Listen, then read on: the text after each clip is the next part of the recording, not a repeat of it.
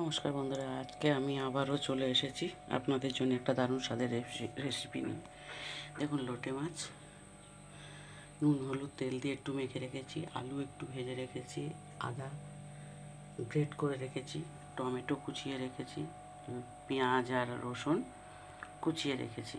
এবারে আমি একটু অন্যরকম করব। লোটে মাছ তো দেখিয়েছি, একটু অন্যরকম, আজকে একটু অন্যরকম করব। এই দিলাম কালো জিরে ফোড়ন, তারপরে ওই যে পেঁয়াজ আর রসুনটা যে কুচিয়ে রেখেছিলাম ওইটা আমি দিয়ে দেবো।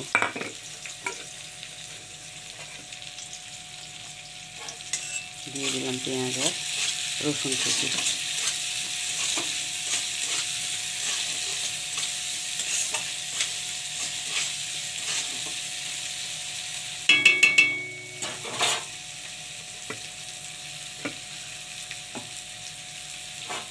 এবার এইটা একটু ভাজা ভাজা হয়ে আসবে।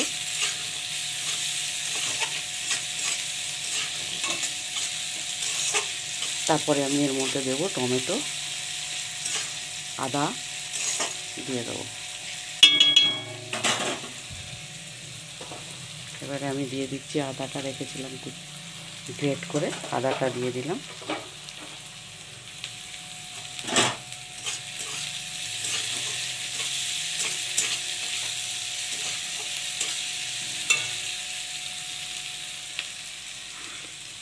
এরপরে আমি টমেটো কুচিয়ে রেখেছিলাম, টমেটো কুচিটা দিয়ে দিলাম।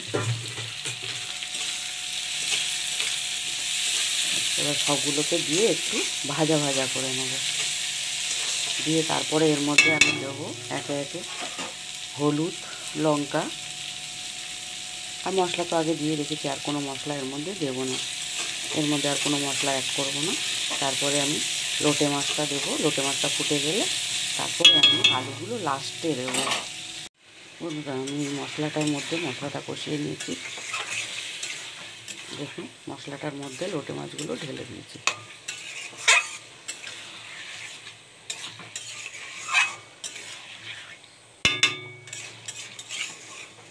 এবার এইটা একটু ফুটবে, তারপরে আমি আলু দেবো। দেখুন, এটা একটু ফুটে উঠেছে, আমি এর ওপরে একটু আলু দেবো।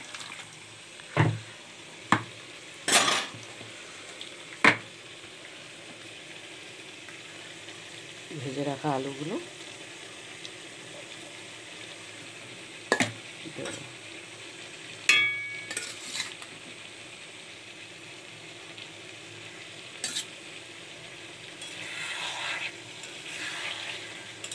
ভালো করে একটু মিশিয়ে নেব।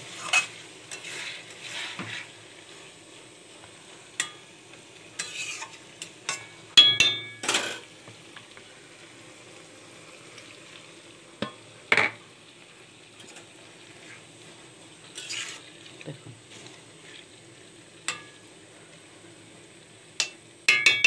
এবার বন্ধুরা আমি এটাকে ঢাকা দিয়ে দেবো। ঢাকা দেওয়া 15 মিনিট পরে এটা খুলে নামিয়ে নেব। দেখুন বন্ধুরা, কেমন কালার এসেছে। আজকে একটু এরকম করবো বললাম, এবারে নামাবো। এটা হয়ে গেছে, বেশি নাড়বো না, নাড়লে মাছটা ভেঙে যাবে। দেখুন,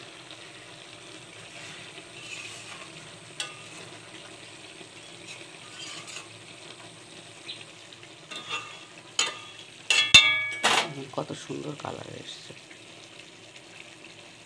এবার এটাকে নামিয়ে নেবো, ঢেলে দেবো।